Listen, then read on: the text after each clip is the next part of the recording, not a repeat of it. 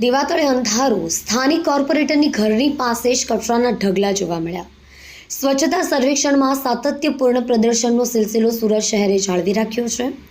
ગુરુવારે દિલ્હી વિજ્ઞાન ભવન ખાતે યોજાયેલા સ્વચ્છતા સર્વેક્ષણ 2024-25ના સમારોહમાં જાહેર થયેલા પરિણામોમાં સુરત શહેર સિદ્ધિઓના શિખરે રહ્યું હતું.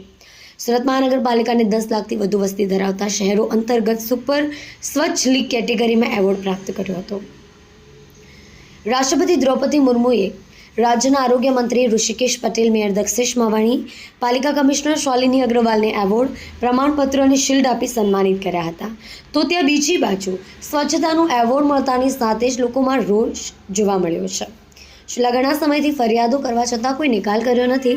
સમગ્ર રાંદેરમાં તેમજ ગ્રીન પાર્ક સોસાયટીમાં કચરાના ઢગલા અને કૂતરાઓથી લોકો પરેશાન થઈ ગયા છે. ડોર ટુ ડોર માટે કચરાની ગાડી માટે પણ લોકોએ ફરિયાદ કરી છે. લોકોના જણાવ્યા પ્રમાણે કૂતરાઓથી પણ તેમના બાળકોના જીવ જોખમમાં છે. એક તરફ સ્વચ્છતા માટે સુરત મહાનગરપાલિકાને એવોર્ડ મળ્યો છે અને બીજી તરફ સુરતના લોકો ગંદકી બાબતે પરેશાન જોવા મળી રહ્યા છે. તો હવે જોવું રહ્યું કે આવનારા દિવસોમાં શું આ લોકોની પરેશાનીનું નિરાકરણ આવશે કે નહીં. जी, क्या कहोगे इस गंदगी को लेकर? गंदगी के बारे में ऐसा कहेगा, डोर टू डोर सर्विस नहीं होने की वजह से ये कचरा पब्लिक यहाँ आके सोसाइटी वाला आके नाक के जाते हैं, तो उनके पास कोई सॉल्यूशन होता नहीं है. कितनी भी कंप्लेन होने के बाद 1 दिन आने के बाद 8 दिन गाड़ी नहीं आती है, उसके बाद पब्लिक यहाँ आके फेंक के कचरा चली जाती है. अगर डोर टू डोर सर्विस अगर चालू हो जाए डेली के डेली, तो ये सॉल्यूशन दूर हो जाए. या फिर यहाँ अपने SMC वाले साहेब को अगर यहाँ एक गाड़ी या एक कंटेनर रख देवे तो उसका सॉल्यूशन हो जाए.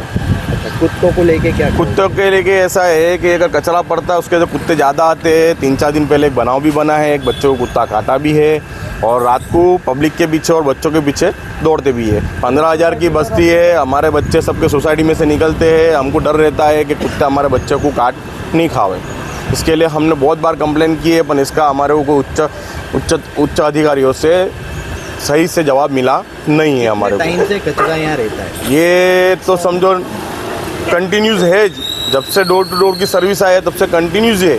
और कंप्लेन हम 1 बरस से करते हैं. अभी हम 1 महीने से तो मैं खुद कंप्लेन कर रहा हूँ.